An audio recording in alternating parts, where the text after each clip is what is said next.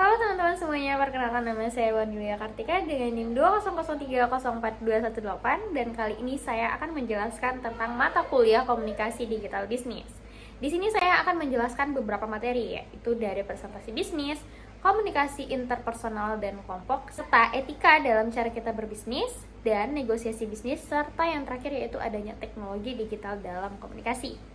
Langsung saja kita ke materi presentasi bisnis. Presentasi bisnis merupakan sebuah penyampaian informasi tentang aktivitas bisnis yang terjadi dari acaranya pengembangan produk, pengajuan usul proyek, serta perluasan pasar dan lain-lainnya yang dilakukan pembicara kepada audiens yang hadir dalam forum bisnis tersebut.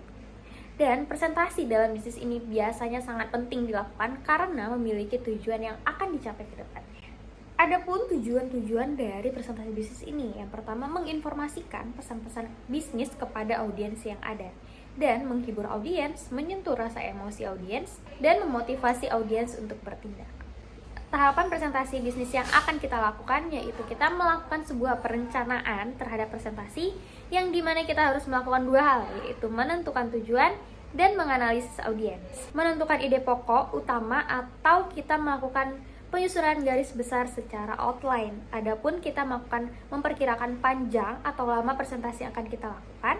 Dan yang terakhir kita harus menentukan gaya atau pendekatan kepada audiens yang ada. Kejadian ini dilakukan agar para audiens itu merasa tidak jenuh akan apa yang kita lakukan, akan apa yang kita presentasikan. Para audiens itu tidak merasa jenuh gitu. Selanjutnya kita langsung ke komunikasi interpersonal dan kelompok. Apa sih komunikasi itu? Komunikasi itu merupakan istilah yang sangat booming pada saat ini. Media massa, buku, kelompok, diskusi, seminar, dan lain-lainnya membahas tentang komunikasi. Manusia modern seperti sekarang ini berbondong-bondong dimiliki oleh pesan-pesan komunikasi dari berbagai jurusan, baik secara terang-terangan, secara halus, baik verbal maupun non-verbal. Dan adapun komunikasi interpersonal, sebuah proses pertukaran informasi, ide, pendapat, perasaan yang terjadi di antara dua orang atau lebih.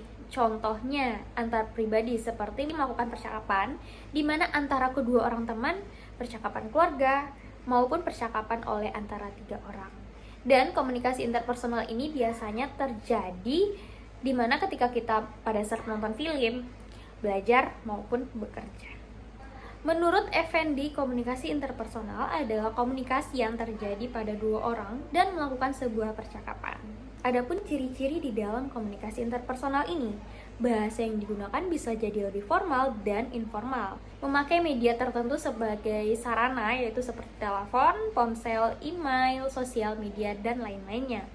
Dilakukan secara dua orang atau lebih dan bersifat terbuka dan komunikatif. Apa sih itu kelompok?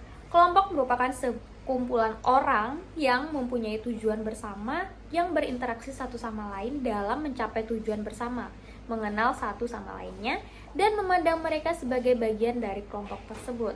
Michael Burgon dalam Wiryanto 2005 mendefinisikan sebagai komunikasi kelompok merupakan sarana interaksi yang dilakukan secara face to face atau tatap muka di antara dua orang atau tiga orang ataupun lebih dengan tujuan yang telah diketahui seperti berbagi informasi, menjaga diri, pemecahan masalah, yang dimana anggota-anggotanya dapat mengingat karakteristik pribadi anggota-anggota lain dengan secara cepat. Dalam klasifikasinya, kelompok ini dibagi menjadi dua, yaitu adanya kelompok primer dan kelompok sekunder.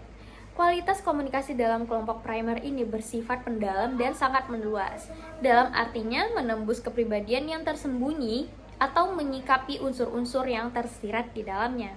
Meluas di sini hanya sedikit kendala yang menentukan rentangan dalam komunikasi ini.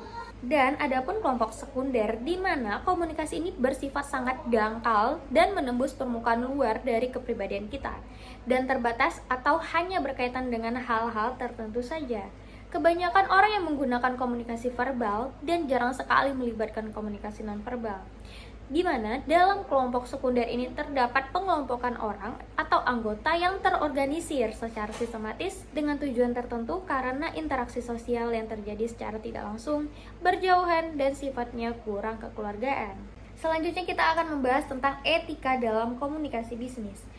Etika sebagai ilmu atau akhlak yang membahas pola-pola aturan tentang nilai-nilai kesusilaan tidak lepas dari istilah etik, etis, serta norma.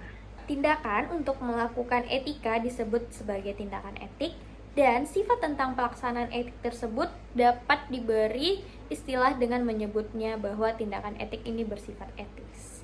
Etika mampu memberikan pengarahan kepada masyarakat guna menjadi sebuah masyarakat menjadi lebih teratur, tertib, damai, sejahtera dengan mematuhi seperangkat norma yang berlaku guna terwujudnya kesejahteraan sosial dan ketertiban yang ada di masyarakat. Ada pun macam-macam etika. Yang pertama etika deskriptif, di mana etika ini berusaha meneropong secara kritis dan rasional mengenai sikap dan perilaku manusia sebagai suatu yang bernilai. Dan ada pun etika normatif, di mana berusaha menetapkan sikap dan pola perilaku ideal yang seharusnya dimiliki dari dalam diri manusia tersebut. Dan ada pun faktor internal dan faktor eksternalnya.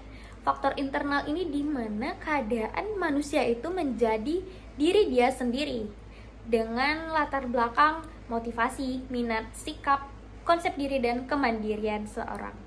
Dan adapun eksternal, di mana keadaan yang berasal di diri luar manusia yang meliputi dari pendidikan di lingkungan keluarga, pendidikan sekolah, lingkungan masyarakat, dan lainnya. 4 hierarki etika ini dari mikro ke makro.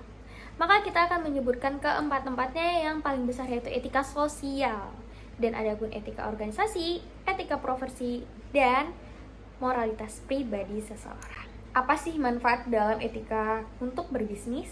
Dengan memiliki sebuah etika, tentu saja klien akan merasa lebih dihargai dan tentu saja mampu memberikan gambaran kualitas perusahaan pada klien. Selain itu, jaminan adanya kerjasama yang baik dengan pribadi serta memiliki kualitas diri juga untuk beretika. Citra perusahaan akan menjadi baik apabila kita memiliki sebuah etika yang baik di dalam perusahaan, maka sudah jelas citra perusahaan itu sudah sangat baik.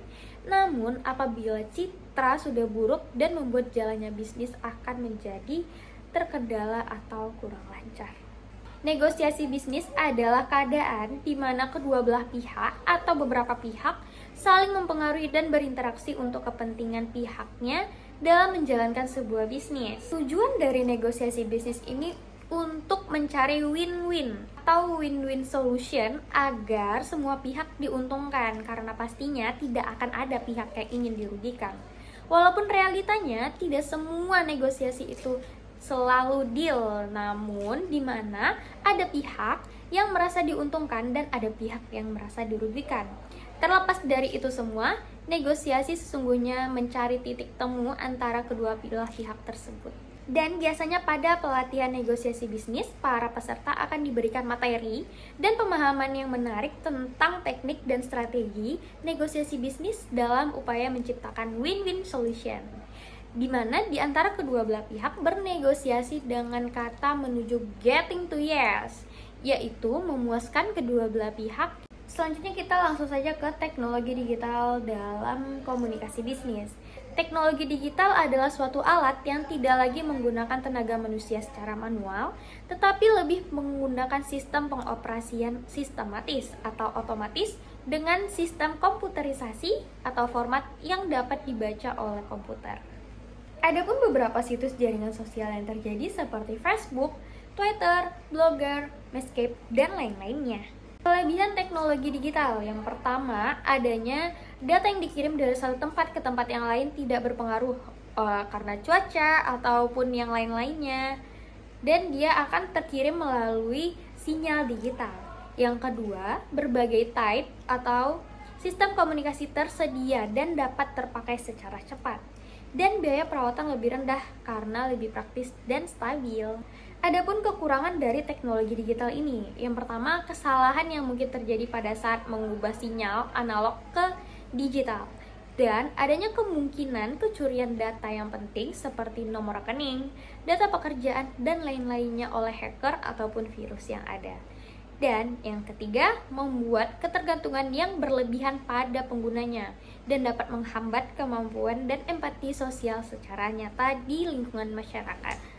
Baiklah teman-teman semuanya, kurang dan lebihnya mohon dimaafkan, dan semoganya materi ini bermanfaat untuk kita semuanya. Saya Wani Yulia Kartika pamit undur diri, dan thanks for watching. See you next time. Bye bye.